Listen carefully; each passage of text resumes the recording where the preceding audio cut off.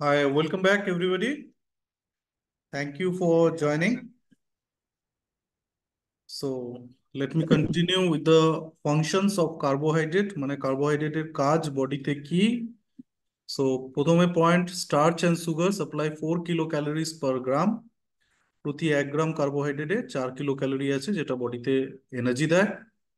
Digestive enzymes break down the long chain of starch into their constituent sugar which are then absorb into the blood stream. মানে direct যে কোনো carbohydrate, তুমি ধরো একটা রসগোল্লা খেলে, রসগোল্লাটা direct বডিতে অ্যাবজর্ব হয় না। তো ওটার মধ্যে থেকে যে সুগারটা আছে সেটা ভেঙে বডিতে গ্লুকোজ হিসেবে অ্যাবজর্ব হয়। Okay, so already I have explained about the brain. Brain only glucose use করে এনার্জির জন্য, অ্যান্ড বডিতে গ্লুকোজ গ্লাইকোজেন হিসাবে স্টোরড থাকে। এটা একটা পলিস্যাকারাইড, যেটা গ্লাইকোজেন, এটা একটা বডিতে তোমার মাসেল এবং লিভারের উপরে মধ্যে স্টোর হয়। যখন ডিমান্ড হয় যে বডিতে এনার্জি প্রয়োজন আছে, তখন এই গ্লাইকোজেনটা বডি সিনথেসিস করে, এটাকে ভাঙে, সেখান থেকে গ্লুকোজ নেয়, আর সেখান থেকে আমাদের এনার্জি আসে।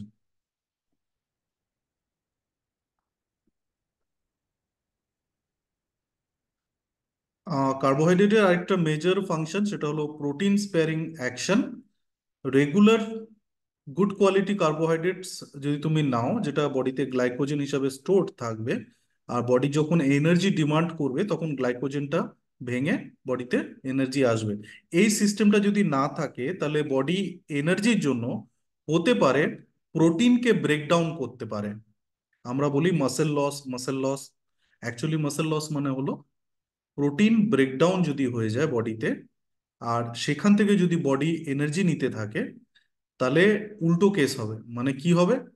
বডিতে লিন মাসল মাস যেটা আছে সেটা কমতে থাকবে। হয়তো ফ্যাট লস হচ্ছে, তার সাথে লিন মাস কমে যাবে। সো কার্বোহাইড্রেট ওয়েট লস করার ক্ষেত্রেও একটা ইম্পর্টেন্ট রোল নেয়।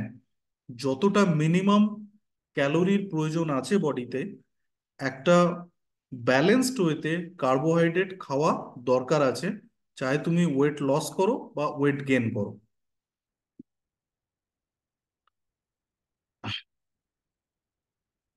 এই গ্লাইসেমিক ইন্ডেক্স, এই কথাটা তোমরা শুনে থাকবে আগে হয়তো, বা জিআই। কতজন শুনেছো জিআই? হ্যাঁ স্যার, শুনেছি স্যার।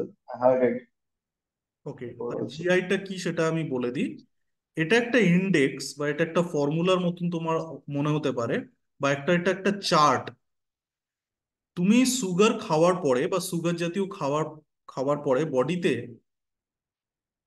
গ্লুকোজের মাত্রা, মানে তোমার রক্তে গ্লুকোজের মাত্রা কতটা বাড়লো, বা টাইম অপেক্ষায় কতটা কমলো, বা কত তাড়াতাড়ি বাড়লো কত তাড়াতাড়ি কমলো।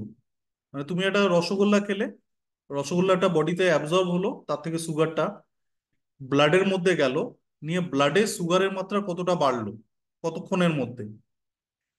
এই টাইম এবং মাত্রা, এইটাকে মেনটেন করে একটা চার্ট বানানো হয়েছে বা ইন্ডেক্স বানানো হয়েছে, সেটাকে গ্লাইসেমিক ইন্ডেক্স বলে।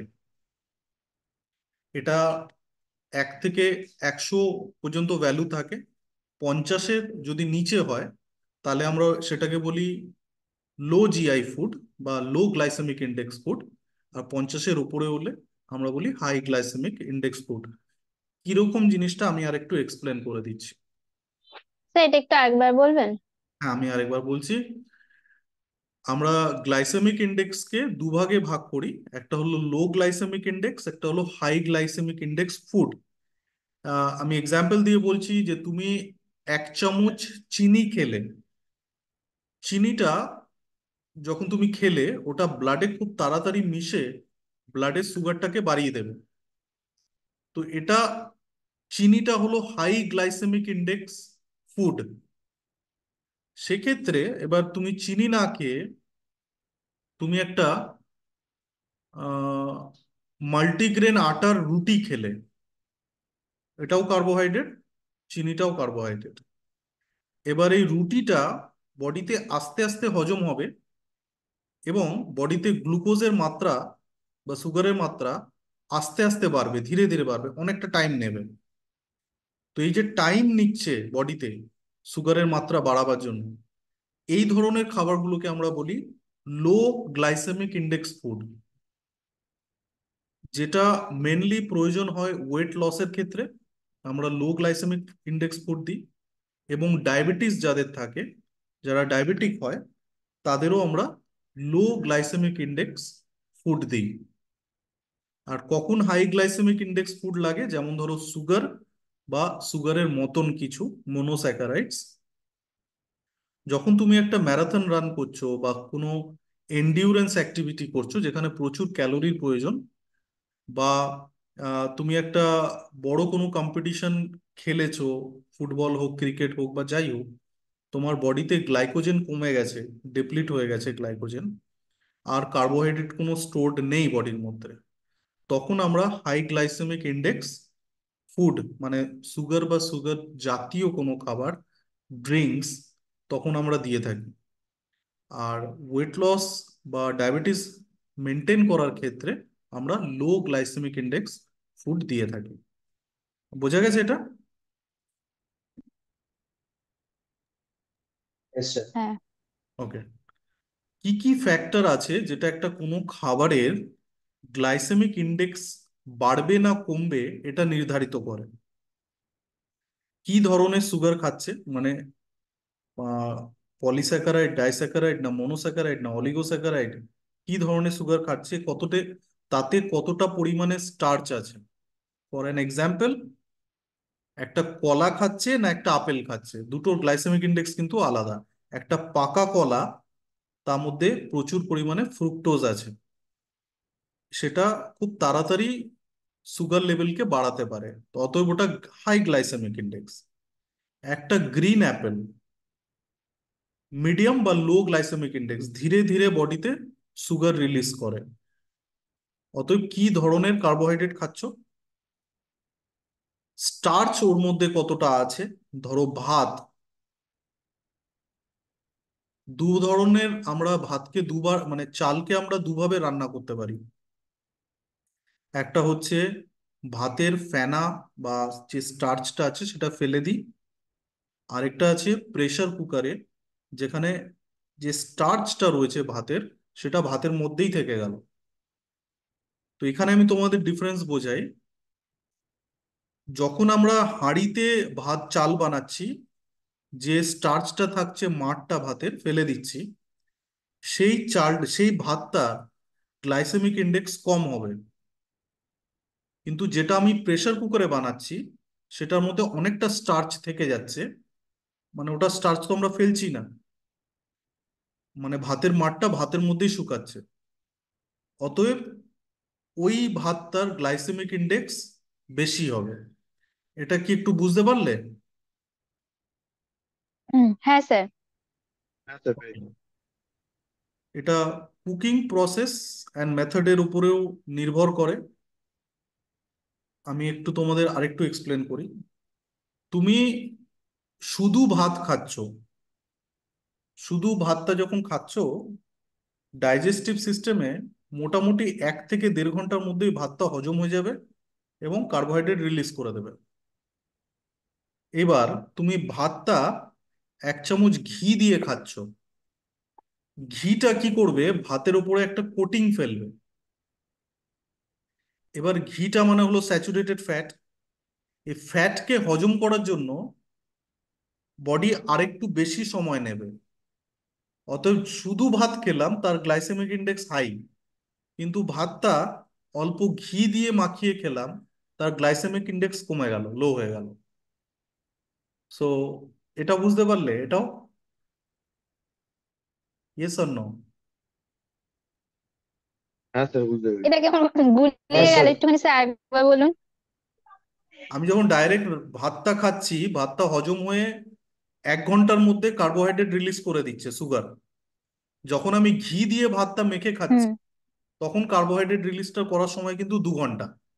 তার মানে প্রথমে বডিকে ভাতের ওপরের ঘিয়ের কোটিংটাকে হজম করতে হবে, তারপরে ভাতটাকে হজম করতে হবে। সে তুমি আচ্ছা চিবিয়ে খাও বা আচ্ছা। গিলেই খাও, যাই খাও। চালের মলিকিউলে, ভাতের মলিকিউলের উপরে ফ্যাটের মলিকিউল লেগে গেছে, তো ফ্যাটটা প্রথমে হজম হবে, তারপরে রাইসের কার্বোহাইড্রেটটা হবে। গ্লাইসেমিক ইন্ডেক্স খাবারের কমানো যায়, বাড়ানো যায়, ম্যানিপুলেট করা যায়। আহ ঠিক আরো আছে। কিছু ফ্যাক্টর আছে, যেমন আহ, কতটা ফ্যাট প্রোটিন রয়েছে খাবারটার মধ্যে, একজনের মেটাবলিজম কত বেশি। হাই মেটাবলিজম হলে তাড়াতাড়ি তোমার গ্লুকোজটা অ্যাবজর্ব হয়ে যাবে বডিতে, লো মেটাবলিজম হলে ধীরে ধীরে অ্যাবজর্ব হবে। এবং কোন টাইমে তুমি খাবারটা খাচ্ছো, মানে এমটি স্টমাকে খাচ্ছো না ফুল স্টমাকে খাচ্ছো। স্যার হুম। স্যার বলছি যে একজনের মেটাবলিজম হাই আছে কি বা লো আছে, ওটা কি করে বুঝবো? সোজা, যার হাই থাকবে সে রোগা থাকবে বা নর্মাল মেনটেন হয় তার বডি, আর যার খুব আচ্ছা মেটাবলিজম স্লো হয় সে সবসময় একটু বাল্কি বা ফ্যাটি হয়। আরো খুব একটা আচ্ছা। ক্লিয়ার বলে দিচ্ছি, মেটাবলিজম হাই বা লো বোঝার জন্য একটা খুব সোজা উপায় আছে।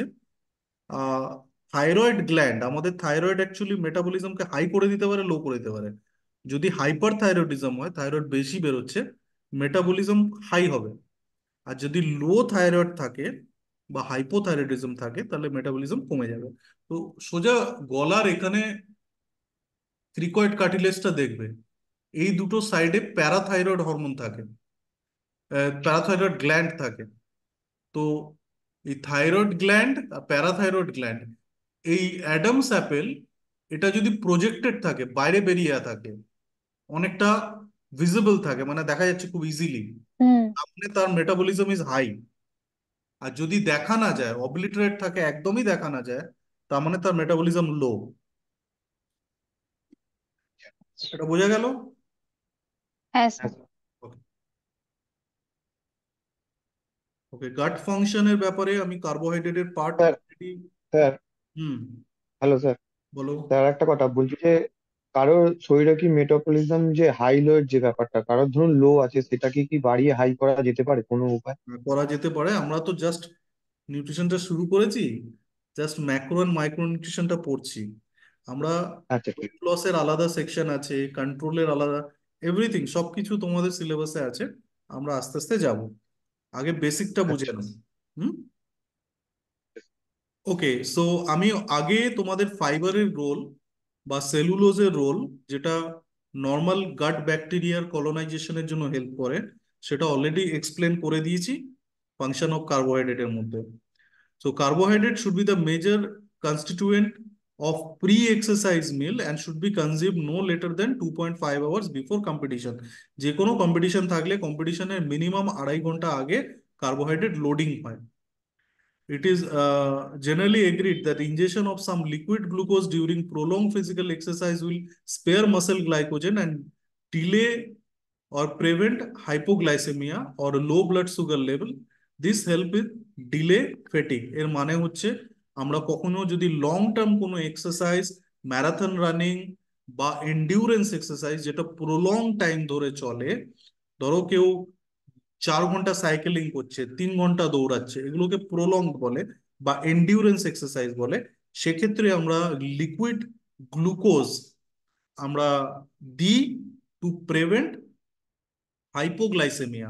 হাইপোগ্লাইসেমিয়া মানে ব্লাড সুগার লেভেল ফট করে কমে যাওয়া, কমে গেলে লোকটা মাথা ঘুরে পড়ে যাবে, অজ্ঞান হয়ে যাবে। So to prevent that hypoglycaemia আমরা প্রলংড এক্সারসাইজ সেশনে লিকুইড গ্লুকোজ আমরা দিয়ে থাকি।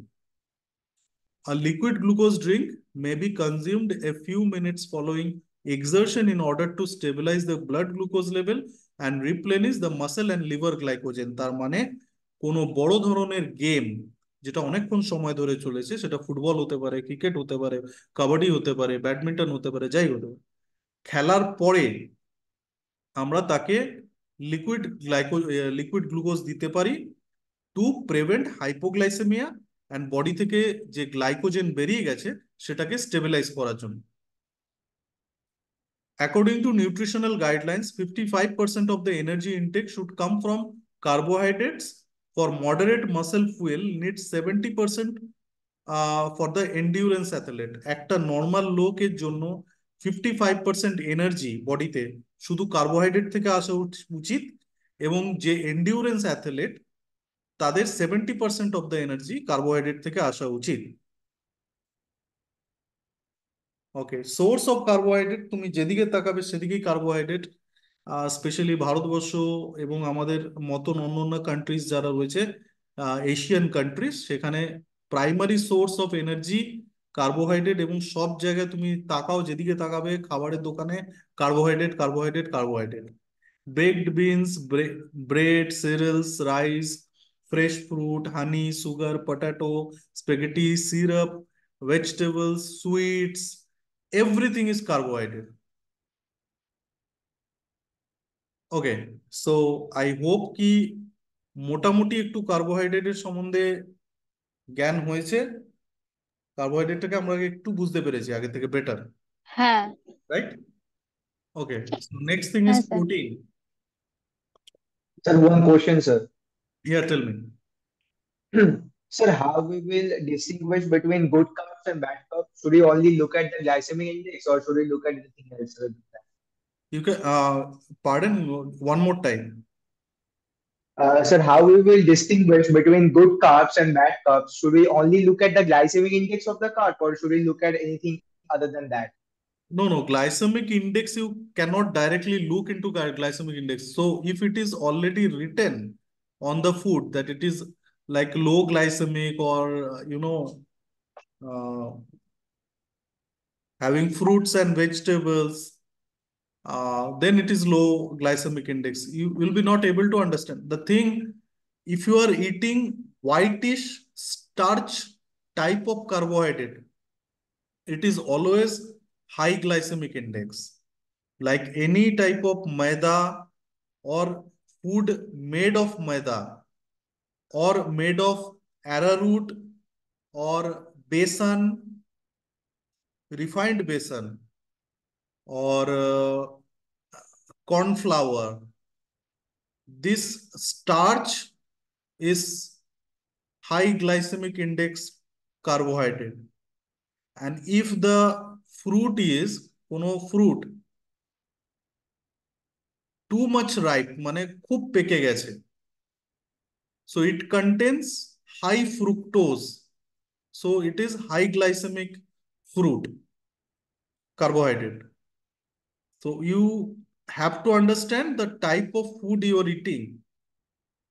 If it is lacking cellulose, that means fibers, যার মধ্যে ফাইবার নেই যে কার্বোহাইড্রেটে, we can directly tell those type of carbohydrate is high glycemic index carbohydrate. So it depends upon the refined process. Refined, ultra refined, that means the cellulose is gone from that carbohydrate. So it became high glycemic index food. समझ में आया? नहीं तो और बताऊंगा। Sir, understood. Sir, one more question, sir. Recently, we have been hearing that brown bread is being colored. Recently, we've been hearing that in news. So, sir, how we will distinguish between a brown bread which is colored and something which is whole grain? Can we identify the difference? Okay, let me explain you. Any type of bread, if you see Indian history and Indian culture, there was nothing called bread in our history. So bread came as a source of energy after First and Second World War. Bread itself, it's a bad food, but it's an emergency food. Like it gives you energy, calories. Most of the bread, if it is brown bread, multigrain bread, whole wheat bread, whatever, most of the bread, if you see the content at the backside label, you will see it contains palm oil, hydrogenated oil, hydrogenated vegetable oil, yeast, the bacteria called yeast. It contains sodium, Nun. It contains water, stabilizing agents, and preservatives. So whatever bread we are talking about, all breads are bad. Breads, all type of breads are bad. If it is a multigrain bread, they just sprinkle some chia seed and oats, and they tell it is a multigrain bread. Brown bread, what is brown bread? How it is brown? During So baking, they're it became coloring it, sir, brown. nowadays. Nowadays, before only, what is brown bread? Who told you that brown bread is healthy? If some people telling you brown bread is healthy, no.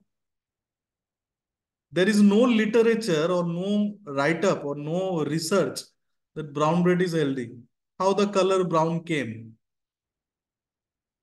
So if you are thinking about bread, the first duty of your life, whenever you are suggesting diet for any person, the first duty would be stop eating bread. Don't eat bread, whatever type it is. You don't have to analyze brown bread, milk bread, sandwich bread, whatever type of bread it is. Stop eating bread. Bread is not meant for us. It was like meant for soldiers during war. They need energy sources consolidated in small place. So always remember, bread is bad. Okay, whatever type, Yes, sir. irrelevant. Bread is bad. But really, Sir, if you want one more. if you want to eat some bread, okay, you see the content. If it says 70% whole weight, then you can eat. You can eat means try. It is not for regular breakfast. Okay. Sir, one more question, sir. Hmm. Sorry to ask, but one more question. Sir, sir, you have told about white rice, right? I have been consuming red and black rice, mixture of both, sir. How much is it healthy from white rice? Is there a difference? Yeah, of course, there is a difference. Most of the white rice, what we eat nowadays, has been polished and refined in factories. While polishing the rice, it loses its cellulose, polysaccharides. And that cellulose contains most of the nutrients, minerals, and fiber. So actually, we're eating 80% of starch when you are eating white rice. But instead of white rice, if you are taking organic, unpolished red rice, black rice, brown rice, it contains more of fiber and minerals, which will ultimately helps to grow good bacteria in your gut wall, and it will give minerals which is required for your body, and of course it is low glycemic index, so it will release the glucose slowly, and it will further suppress the hunger, because the digestion of this natural rices takes more time than white rice. So unwanted food eating habits can be prevented, because you will feel more, your hunger will be delayed. So More yes, fuller, more appetite in control. yeah. So it is like not appetite suppressant, but yes, the digestion To process an takes extent, time. to an extent. Yeah. Okay, sir. Thank you, sir. The comparison between white rice and organic, unpolished red, black, and brown rice. Again, the terms what I am using is organic, unpolished. Only brown color rice, no. Organic and unpolished. Okay.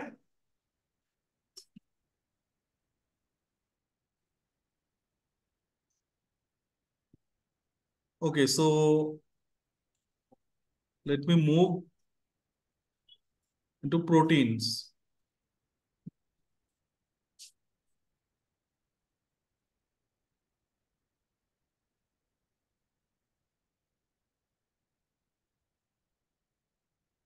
Okay, so we like proteins. Everybody likes protein, right? And protein is the most costliest food in the world. That's why people of carbohydrate. Protein সবচেয়ে বেশি দামি খাবার। পুরো পৃথিবীতে protein হলো সবচেয়ে দামি খাবার। এই জন্য যদি আমাদের খাবার প্যাটার্নটা দেখি, इतना सारा राइस, साथ में वेजिटेबल्स, दाल एंड 2 पीस चिकन। अब ये राइस इतना सारा, उसके जगह पे इतना सारा चिकन क्यों नहीं था और राइस इतना क्यों नहीं था? We have to think. When your body needs good quality of protein, we are always compromised. अगर हम लोग अपना प्लेट की तरफ देखते हैं, जो खाना खाते हैं, যে খাবারটা আমরা খাই, 1 পিস ফিশ, একটা মাছ ছোট বা 1 পিস রাইস, ফিশ কারি, ডাল, so everything except the fish is carbohydrate. So we eat more of carbohydrate and less protein. So let's see what protein does to our body. So like carbohydrate যেমন glucose ছিল molecule, প্রোটিনের molecule হলো amino acids. They are the building block of your body, amino acids. Your muscle, your skin, your hair, your fingernail, your body's immunity, antibody, hormones, enzymes made of these proteins. Body's building block holo protein. All of the different proteins in the body are built from 20 amino acid. Total body te 20 ধরনের amino acid আছে যেটা বডিকে তৈরি করে। এটার মধ্যে দুটো ভাগ আছে, essential amino acid and non essential amino acid. Body যে অ্যামাইনো অ্যাসিড বানাতে পারে না, নিজে বানাতে পারে না, those are called essential amino acid. আর বডি যে অ্যামাইনো অ্যাসিড গুলো বডিতে বানাতে পারে সেগুলো হলো non essential amino acid. Okay, এটাকে আরেকটু ক্লিয়ার করে দিই। Human can produce 10 out of 20 amino acid. আমরা 20টা অ্যামাইনো অ্যাসিডের মধ্যে 10টা অ্যামাইনো অ্যাসিড নিজেরা বানিয়ে নিই, আর বাকি যে 10টা পড়ে থাকলো সেটা আমাদের খাবারের মধ্যে থেকে নিতে হয়, ফুড থেকে নিতে হয়। এর মধ্যে যদি একটাও এসেনশিয়াল অ্যামাইনো অ্যাসিড যেটা আমরা খাবারের মধ্যে থেকে নিই সেটার অভাব হয় বা আমরা নিতে না পারি, তাহলে বডির প্রোটিন কমপ্লিট হয় না, বডিতে প্রোটিন ইনটেক কমপ্লিট হয় না এবং বিভিন্ন ধরনের ফেইলিয়ার বডিতে হতে পারে। কিছু নাম আমি এখানে অ্যামাইনো অ্যাসিড যেটা এসেনশিয়াল অ্যামাইনো অ্যাসিড বলছি। L phenylalanine, L phenylalanine, tryptophan, methionine, arginine, lysine, isoleucine, leucine, valine. এই আইসোলিউসিন, লিউসিন, ভ্যালিন এই তিনটেকে একসাথে ব্রাঞ্চেন অ্যামাইনো অ্যাসিড বলে। থেরোনাইন, হিস্টাডিন, এই যে 10টা অ্যামাইনো অ্যাসিড আছে এটা বডিকে বাইরে থেকে গ্রহণ করতে হয় এই 10টা অ্যামাইনো অ্যাসিডকে এসেনশিয়াল অ্যামাইনো অ্যাসিড বলে। এই 10টা এসেনশিয়াল অ্যামাইনো অ্যাসিড সম্পূর্ণরূপে অ্যানিমাল প্রোটিন থেকে পাওয়া যায়, মানে যে কোনো ধরনের অ্যানিমাল খাচ্ছ তুমি, মাছ, মাংস, ডিম, মাছ, মাংস, ডিমে এই 10টা এসেনশিয়াল অ্যামাইনো অ্যাসিড আছে। আর যারা ভেগান বা ভেজিটেরিয়ান, যারা এই মাছ, মাংস, ডিম বা দুগ্ধজাত বা দুধ থেকে তৈরি কোনো প্রোডাক্ট খায় না, তাদের ভেগান বলে। তাদের জন্য ভেজিটেবল সোর্সেস রয়েছে, ভেজ সোর্সেস। এই ভেজিটেবলটা মাল্টি ভেজিটেবলস খেতে হয়, বিভিন্ন ধরনের, যেহেতু একটা কোনো পার্টিকুলার ভেজিটেবলে সব এসেনশিয়াল অ্যামাইনো অ্যাসিড গুলো থাকে না। অথচ অ্যানিমাল প্রোটিন যেটা আমরা খাই তার মধ্যে এই এসেনশিয়াল অ্যামাইনো অ্যাসিড গুলো থাকে। সোয়া প্রোটিন বা সয়াবিন একমাত্র ভেগান প্রোটিন যার মধ্যে 10টার মধ্যে অন্ততপক্ষে 9টা এসেনশিয়াল অ্যামাইনো অ্যাসিড পাওয়া যায়। যদিও এগুলোকে কমপ্লিট প্রোটিন সোর্স বলতে পারবো না। অতএব যারা ভেগান বা ভেজিটেরিয়ান তাদের মাল্টিপল সোর্স অফ প্রোটিন খেতে হয়। আর যারা নন ভেজিটেরিয়ান তাদের যে কোনো সিঙ্গেল অ্যানিমাল প্রোটিন থেকেই সব এসেনশিয়াল অ্যামাইনো অ্যাসিড গুলো বডিতে চলে আসে। ফাইনাল এক্সামে তোমাদের হয়তো জিজ্ঞেস করা যেতে পারে যে এসেনশিয়াল অ্যামাইনো অ্যাসিডের নামগুলো বলো। তো L phenylalanine, tryptophan, methionine, arginine, lysine, leucine, isoleucine, valine, threonine, histidine, এই নামগুলো মনে রাখার চেষ্টা করবে, যেগুলো এসেনশিয়াল অ্যামাইনো অ্যাসিড।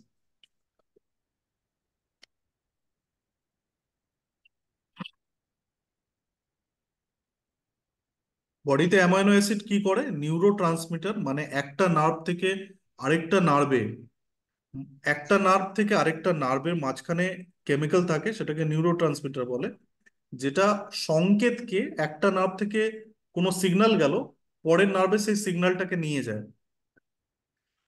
এই নিউরো ট্রান্সমিটার গুলো ব্রেনের মধ্যে আহ, তৈরি হতে হেল্প করে অ্যামাইনো অ্যাসিড। বিভিন্ন হরমোন বডিতে তৈরি করা, যেমন ইনসুলিন, একটা প্রাইমারি হরমোন। এই ইনসুলিন ক্রিয়েশনের পেছনেও অ্যামাইনো অ্যাসিডের রোল রয়েছে। And amino acid is also important to maintain organs, glands, muscles, tendon, ligament, keratin, skin, hair, nails. অতএব কোনো যদি প্রোটিনের অভাব হয় বডিতে, তাহলে তোমার ইমিউনিটিতে প্রবলেম হতে পারে, ইনসুলিন রেগুলেশনে প্রবলেম হতে পারে, তোমার hair, nail, tendon, ligament, keratin, muscle সব কিছুতেই প্রবলেম হতে পারে। তো গাইডলাইন্স অফ প্রোটিন ইনটেক, বডিতে দু ধরনের ফেজ বডিতে হয়, একটাকে বলা হয় অ্যানাবলিক ফেজ, একটা বলা হয় হুম, ক্যাটাবলিক ফেজ। আমার লেট অ্যানাবলিক হতে ফেজ পারে, মানে, এদিকে আমাকে তো পড়া হয়নি। তুমি হলো বেস্ট বাই থেকে বাবার থেকে কি সেটা নিয়ে আসো। ওকে এটা একটু কনসেন্ট্রেশনে শোনো। বডিতে দু ধরনের ফেজ যায়, একটা অ্যানাবলিক ফেজ, একটা ক্যাটাবলিক ফেজ। অ্যানাবলিজম মানে যখন বডিতে প্রোটিনের পরিমাণ ঠিক আছে, তখন তোমার মাসেল গেন হবে, মাসেল লস হবে না, তখন তুমি অ্যানাবলিক ফেজে রয়েছে। এটা কোনো স্টেরয়েডের সাথে রিলেটেড নয়। যখনই তুমি প্রোটিন ইনটেক ঠিক রাখছো এবং এক্সারসাইজ করছো, বডি অ্যানাবলিজমে যাবে। যখন তোমার প্রোটিন ইনটেক কমে যাবে অথচ তুমি এক্সারসাইজ করছো, তখন বডি ক্যাটাবলিজমে যাবে, মানে তোমার বডি থেকে মাসেল ডিপ্লিট হয়ে যাবে, কমে যাবে, যেটাকে আমরা মাসেল লস বলি। তো এই দুটো ফেজ হতে পারে।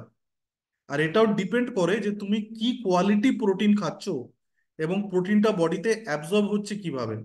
রেকমেন্ডেড যেটা প্রোটিন ইনটেক থাকে সেটা নিয়ে আমি আলোচনা করব। এটা একটা প্রোটিন রিকোয়ারমেন্ট ফর্মুলা, কতটা প্রোটিন খাবে। সেখানে দুটো জিনিস দেখা যাচ্ছে, একটা হলো lean body weight in pounds, মানে কতটা বডি মাসেল, কতটা অলরেডি বডি কতটা রয়েছে, টোটাল বডি এই লিন বডি ওয়েটটা পাওয়া যায় বডি কম্পোজিশন অ্যানালাইসিস করলে, বিসিএ, এটাও আমি পরে বোঝাবো। তো lean body weight into body demand factor, মানে বডি কি কাজ করে।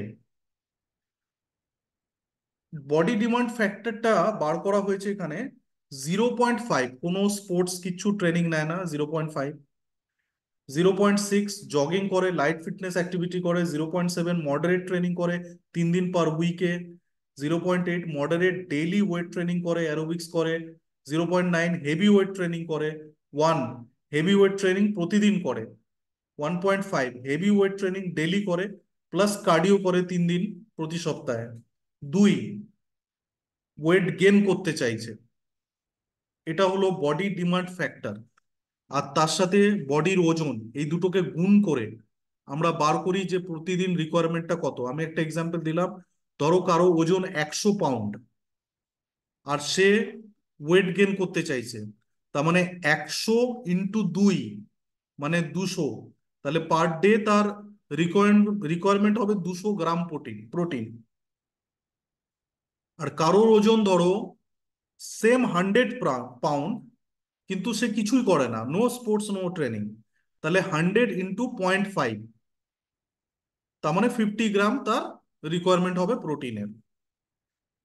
যখন আমরা ওয়েট লসের ক্লাস নেব, তখন আমরা এই body demand factor and Lin body ওয়েটের কতটা বডিতে প্রোটিন প্রয়োজন এই সম্বন্ধে আরো বিষয় আলোচনা করব।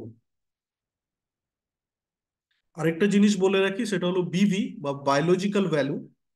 বায়োলজিক্যাল ভ্যালু যে কোনো খাবারের, তার মানে যে কোনো প্রোটিনের, ওই খাবারটা খাওয়ার পরে অ্যাকচুয়াল কতটা প্রোটিন বা নাইট্রোজেন বডিতে অ্যাবজর্ব হলো। তো তুমি একটা এগ খেলে বা এক স্কুপ ওয়ে প্রোটিন খেলে, এটার মধ্যে আমি ডিফারেন্সিয়েট কি করে করব। প্রোটিনের বিভি ভ্যালু ইজ ভেরি হাই, মানে ওয়ে প্রোটিনের কম্পারেটিভলি একটা এগের থেকে, মানে এগটা আসবে সেকেন্ডে, আগে আসবে ওয়ে প্রোটিন। ওয়ে প্রোটিনটা খেলাম, এর অ্যাবজর্পশনটা বডিতে তাড়াতাড়ি। একটা ডিম খেলাম, সময় লাগলো। চিকেন খেলাম, আরেকটু সময় লাগলো। মিল্ক জাতীয় কোনো খাবার খেলাম, আরো বেশি সময় লাগবে অ্যাবজর্ব হতে। সোয়া প্রোটিন জাতীয় খাবার খেলাম, আরো বেশি কম্পারেটিভলি সময় লাগবে বডিতে প্রোটিন অ্যাবজর্ব হতে। তো কার কতটা সময় লাগে, যেমন আমরা গ্লাইসেমিক ইন্ডেক্স দেখেছিলাম গ্লুকোজের ক্ষেত্রে, এটা বায়োলজিক্যাল ভ্যালু অফ প্রোটিন। আমাদের প্রোটিনের ক্ষেত্রে মানে প্রোটিন কতটা ভালো বা খারাপ, সেটা আমরা বিভি ভ্যালু দিয়ে আলোচনা করি। সোর্স অফ প্রোটিন তোমরা জানো, কমন সোর্স যেটা আছে, যে কোনো অ্যানিমাল ইজ প্রোটিন, যে কোনো অ্যানিমাল প্রোটিন, যে কোনো ইনসেক্ট প্রোটিন, যে কোনো Sir, living. one question, sir. হ্যাঁ, Sir, how we can measure the BV value of a protein? there is a Measure list. it. There is a list, class of Acha, protein. acha. First class, second class, third class protein. Third class proteins are vegetarian source of protein. First and second class is animal protein. I have to send one more link to you to complete the protein part, and today only will complete the protein. So within 2-3 minutes, I am sending another link to complete the protein. Okay? Yes, একটু sir. Okay, sir. একটু ধৈর্য ধরো, 2 মিনিটে পাঠাচ্ছি। প্রোটিনটা আজকে শেষ করে নিই। Okay? Okay, sir. Okay, sir. Hmm. Okay sir.